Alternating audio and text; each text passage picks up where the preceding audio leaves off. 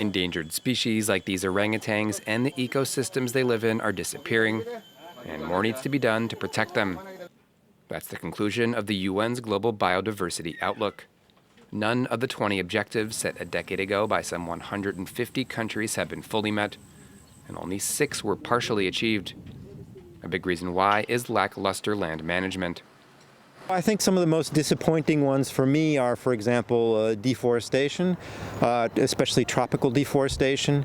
In 2010, I think we set reasonable goals that we could have met if we had made the effort. The UN also said countries aren't doing enough to stop overfishing or to protect coral reefs, one of the world's most diverse ecosystems and under increased threat from climate change. The report comes just a week after the World Wildlife Fund said that 68% of the planet's wildlife population had vanished in the last 50 years. There are some signs of progress, like the growing number of protected areas, but the report's authors say this needs to be accompanied by limiting climate change and reining in support for harmful industries.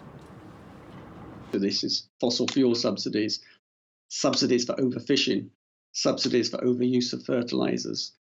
And we haven't really seen very much improvement there at all. There's about 500 billion spent a year on doing things that are bad for biodiversity, and that swamps the funds that we are having to support biodiversity. Countries are slated to meet next year in China and set new biodiversity targets for 2030.